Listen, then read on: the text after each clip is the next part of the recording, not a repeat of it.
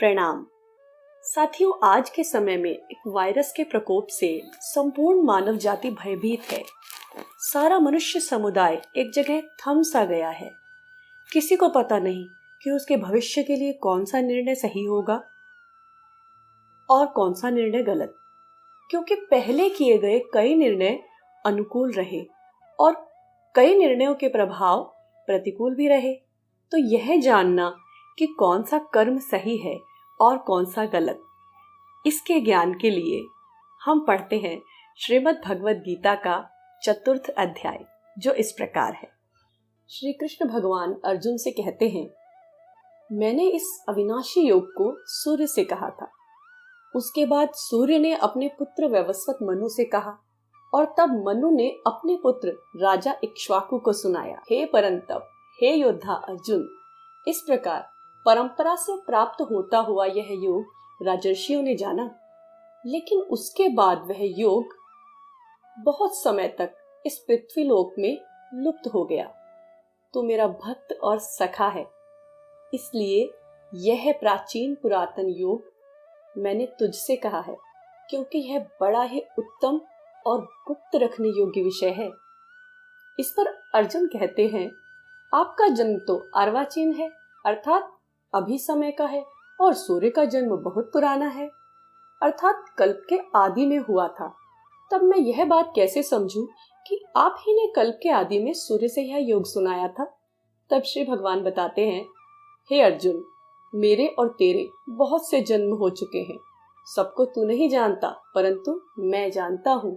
मैं अजन्मा अविनाशी स्वरूप होते हुए और समस्त प्राणियों का ईश्वर होते हुए भी अपनी प्रकृति को अपने ही अधीन करके अपनी ही योग माया से प्रकट होता हूँ।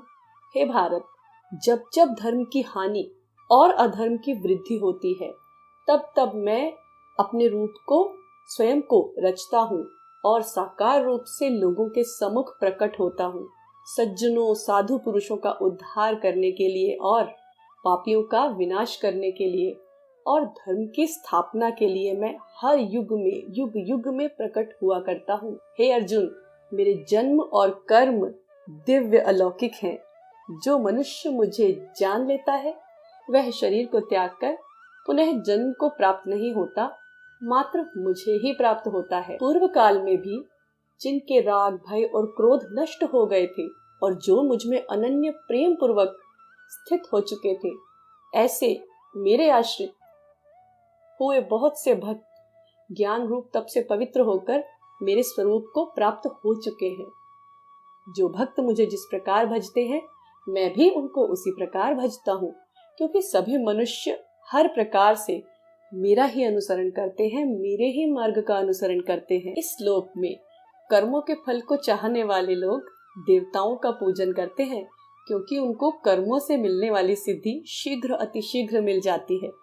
चारों वर्णों का समूह गुण और कर्मों के विभाग के अनुसार मेरे द्वारा रचा गया है। अतः सृष्टि, रचना, कर्म का कर्ता होने पर भी मुझ अविनाशी परमेश्वर को तो तू वास्तव में अकर्ता ही जान। कर्मों के फल में मेरी इच्छा ही नहीं है, इसलिए मुझे कर्म लिप्त भी नहीं करते, और जो मुझे तत्व से जान लेता है वो कभी कर्मों से नहीं बंधता। पूर्व काल में भी मुमुक्षुओं ने, अर्थात मोक्ष के इच्छुक व्यक्तियों ने भी ऐसा ही जानकर कर्म किए हैं। अतः तू भी पूर्वजों द्वारा सदा से किए जाने वाले कर्मों को ही कर। कर्म क्या है और अकर्म क्या है, इसका निर्णय करने में तो बुद्धिमान पुरुष भी मोहित हो जाते हैं। इसलिए वह कर्म तत्व मैं तुझे भली प्रकार समझा कर कहूँगा, जिसे जानने के पश्चात तू कर्म बंधन से मुक्त हो जाएगा। वास्तव में कर्म का स्वरूप भी जानना चाहिए और अकर्म का स्वरूप भी जानना चाहिए तथा विकर्म का स्वरूप भी जानना चाहिए, क्योंकि कर्म की गति अति गहन है, अति गहरी है। जो मनुष्य कर्म में अकर्म देखता है और जो अकर्म में कर्म देखता है, वह मनुष्यों में बुद्धिमान है और वह योगी समस्त कर्मों को करने वाला है।